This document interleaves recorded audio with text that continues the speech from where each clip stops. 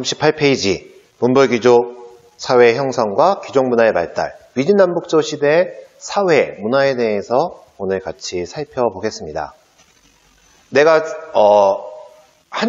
한나라 시대 때 아마 얘기한 거 같고 이미 그 전에도 얘기했지만 귀족, 중국 사회에 있어서 귀족이란 개념이 나오게 되는 거는 이 위진남북조 시대부터고 전한, 한나라 후반, 그러니까 전한 때부터 시작해서 후한 때는 바로 호족들, 지방의 유력자들을 호족이라고 얘기했고, 요때부터, 그 위진남북조 시대부터 귀족이란 개념이 나오게 되는데, 귀족은 아마 나랑 1학년 때 수업한 사람들은 뭐 다 기억 안 나겠지, 네.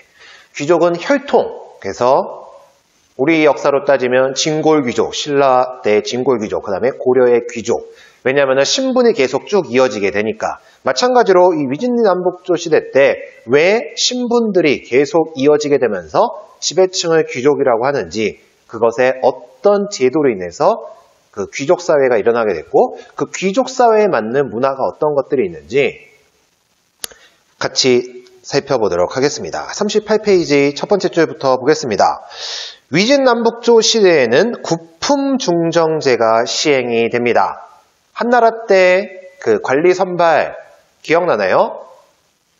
향과리에서 선거했다고 이렇게 추천을 통해서 향거리선제, 그게 한나라 때 나왔다면은 지금 위진남북조 시대에서는 바로 구품중정제가 됩니다. 이 구품중정제 어떤 내용인지 봅시다. 그 줄 끝에 계속 보니까 구품중정제는 각각의 주현에, 주와 현, 각각의 주현에 중정관이라는 관리를 두어서 그 지역의 주와 현의 제덕과 명망에 따라서 인재를 9개의 등급으로 나누는 겁니다. 9개의 품을 나누어 중앙에 추천하는 제도였습니다. 향거리 선제나 이거나 똑같이 추천인데, 이거는 제덕과 명망에 따라 그쪽 동네에 어떤 인재가 있는데 걔가 이 정도의 덕이 있다더라, 이 정도의 명망이 있다더라, 이런 것들을 쫙 해가지고 9개의 등급으로 나누어서 중앙에 추천하는 겁니다. 중정관이. 그런데 세 번째 줄 보면은 향촌의 인재를 선발하기 위해서 구품중정제를 마련했지만 점차 중앙의 고위관리나 지방의 유력한 호족들이 자신들의 일족, 자기 친척들을 추천하는 거야. 자기 친척이나 아니면 자기 자식이나 자기 조카들 또는 서로서로 추천해 줬겠지. 이러면서 그들이 결국 뽑히게 되면서 능력보다는 가문, 혈통이 중요해지게 됩니다. 그래서 그 줄 끝에 호족을 비롯한 지배층이 높은 관직을 세습하게 되는 겁니다. 그러면서 세습이 가능해지니까 혈통에 의해서 바로 문벌 귀족 사회가 형성이 되니, 이 당시 중국 사료에 보면은 어떤 표현이 되어 있느냐, 이 구품중정제와 관련돼서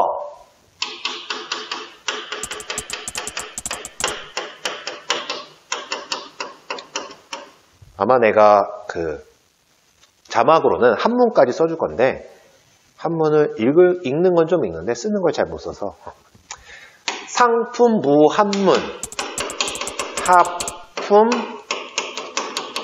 무세조, 이 구품중정제의 결과로 이 당시 중국의 사람들이 사료에다 이런 표현을 썼으니, 상품, 구품, 9개 등급이라고 했잖아. 제일 위에 등급을 보니까 없어. 뭐가 없냐? 한미양 가문, 별 볼 일 없는 가문들은 절대로 고위 등급, 고위 그 품을 차지할 수가 없는 거야. 또 하품, 저 아래 등급 애들을 보니까 없어. 세조, 권세 있는 족속들이 없다고. 권력 있는 집안들은 등급, 아래 등급을 받지 않아. 왜냐? 그들이 그 지역의 여론을 장악하고 있기 때문에. 두 번째 줄에 제덕과 명망에 따랐다. 그 지역의 여론을 수렴하는 겁니다. 그 여론을 장악한 사람들이 바로 고위 중앙의 관리라든지 또는 각 지방의 호족이기 때문에 걔네들이 여론을 장악하니까 야, 누가 좋대 누가 좋대 다 서로서로 추천해주고 자기네 친척 추천해주고, 그러다 보니까 그런 사람들이 결국 올라가니까 별 볼 일 없는 가문들은 절대로 높은 등급을 받을 수가 없는 거지. 그러면서 서로 추천했고 그들이 중앙으로 올라가고 또 나중에 자기 자식들, 자기 친척들이 되면서 결국에는 능력보다는 가문, 혈통이 중요해지게 되면서 문벌 귀족 사회가 형성이 되게 되는 겁니다. 그래서 이 시대, 바로 이것으로 인해서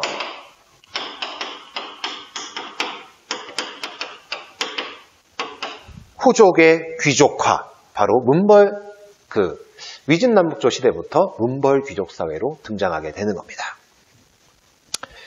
두 번째 문단, 세 번째 문단이 이제는 문화와 관련된 내용인데 첫 번째 줄 봅시다. 남북조 시대에는 불교, 도교가 발달했습니다. 바로 옆에 한대 전래된, 아까 우리가 수업에서 들었겠지만 비단길, 사막길을 통해서 들어온 거.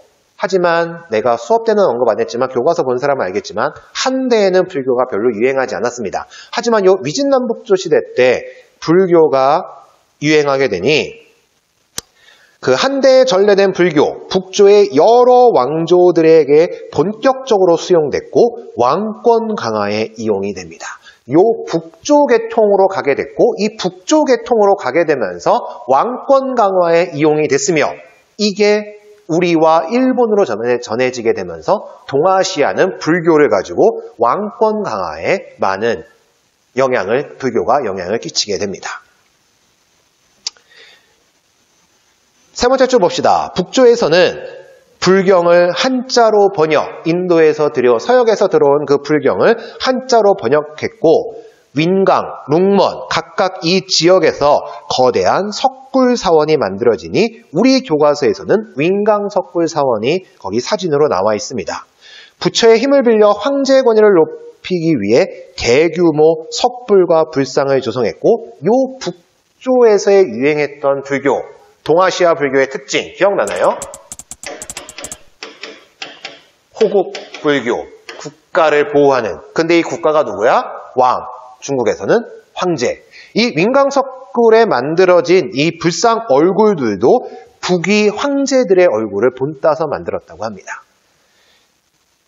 개인적으로 직접 가서 한번 요 웅장함을 한번 느껴보고 싶긴 합니다. 근데 여기가 중국은 아직까지도 이쪽은 조금 치안이 불안하기도 하고 지금 뭐 절대 못 가지 뭐네.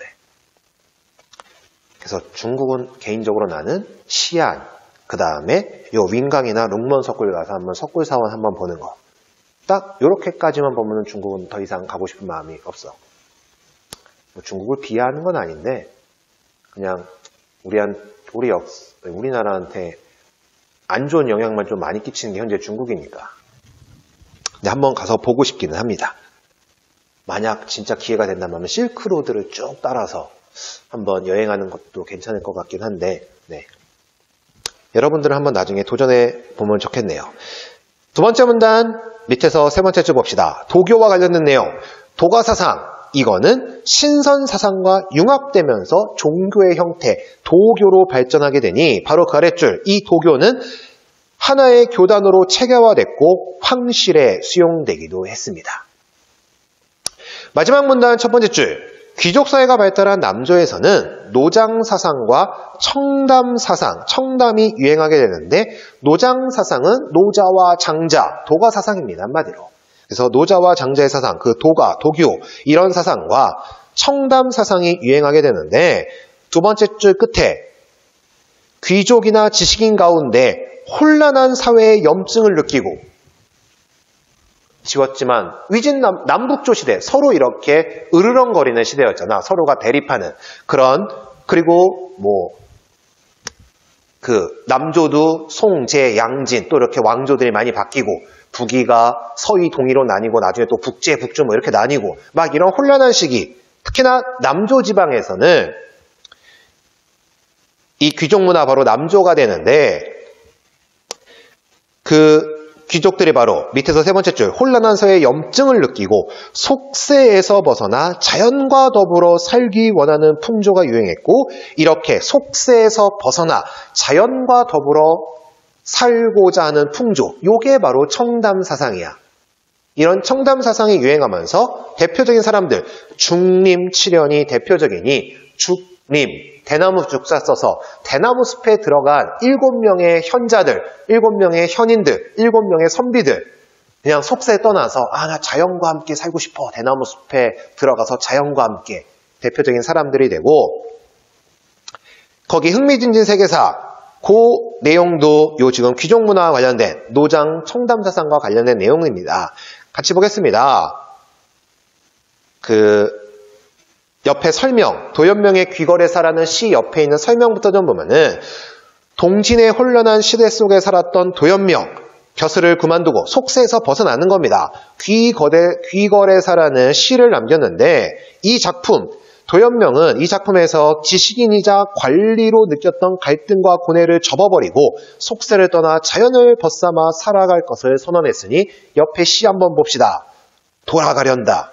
속세를 떠나 나 자연으로 돌아가고 싶다. 두 번째 줄에 세상 사람과 교류를 끊고 속세와 교류를 끊고 나 자연으로 돌아가고 싶다. 이렇게 시에다가 쓰게 된 겁니다. 그리고 셋, 넷, 다섯, 6번, 7번째 줄에 검은고와 책을 즐기며 시름을 지우련다. 속세에 있으면 정치 생각해야 되고 막 혼란한 거 생각해야 되고 이게 아니라 검은고 뜯으면서 책 읽으면서 그런 정치적인 혼란의 시름들을 잊어버리고 나 자연에서 살고 싶다. 바로 청담 노장사상들이 이렇게 시에서 표현이 된 겁니다. 그리고 다시 옆에 설명으로 와서 두 번째 문단. 이 시기의 그림으로는 고개지가 그린 여사잠도 바로 밑에 나와 있는 그림입니다. 이 작품 황후의 방탕함을 염려한 장화가 황후 일족을 풍자하려고 지은 여사잠이라는 내용을 그림으로 그려낸 것. 그래서 이런 작품들이 바로 남조시대 귀족문화를 대표적으로 나타내는 작품들이고 위진남북조 시대라는 것을 여러분들이 알면 되겠습니다. 되게 압축적으로 하다 보니까 시간이 10분 조금 넘는 15분을 좀 넘기지 않는 수준의 강의로 끝나게 됐고 여러분들과 언제쯤 만날지 모르겠지만 아마 수업 시간에 진짜 2쪽에서 3쪽밖에 안 나갈 거예요. 교과서가 양이 너무 적어서 뭐 많이 나갈 수가 없어. 그래서 어떤 활동 위주의 수업을 할까 막 지금 고민하고 있는데 그건 계약을 한 이후에 계약이 언제 될지 모르겠네요. 위진남북조 시대가 이렇게 너무 짧게 끝났네. 엄청나게 긴 시대였지만 위진남북조가 시대가 끝나면서 또 하나 여러분들과 함께 생각해보고 싶은 것 중에 하나는 효문제 정책, 한화 정책과 관련된 내용들을 한번 생각해보고 싶습니다. 자신들의 문화, 자신들의 전통을 없애고 다른 나라의 문화, 선비족의 문화를 없애고 한족의 문화를 받아들이려고 한 세계화 시대 속에 있어서 세계 또 다문화 사회 속에서 우리가 지금 살고 있기 때문에 다양한 문화들을 받아들여야 된다. 이런 게 있지만 자문화에 대해서 자문화 중심주의는 잘못됐지만 자신들의 문화, 전통을 무조건적으로 없애는 게 과연 좋은 것인가? 효문제 한화 정책을 통해서 나는 그런 것들을 여러분들이 생각해 봤으면 좋겠습니다. 우리 문화 너무 고리타분해. EDM, 힙합, 비트 이런 게 훨씬 좋지. 국악, 너무 따분한 거 아니야? 하지만 우리 전통을 과연 완전히 없애버려야 될 것인가? 완전히 배척해야 될 것인가? 이런 것들은 한번 여러분들 같이 생각해 봤으면 좋겠습니다.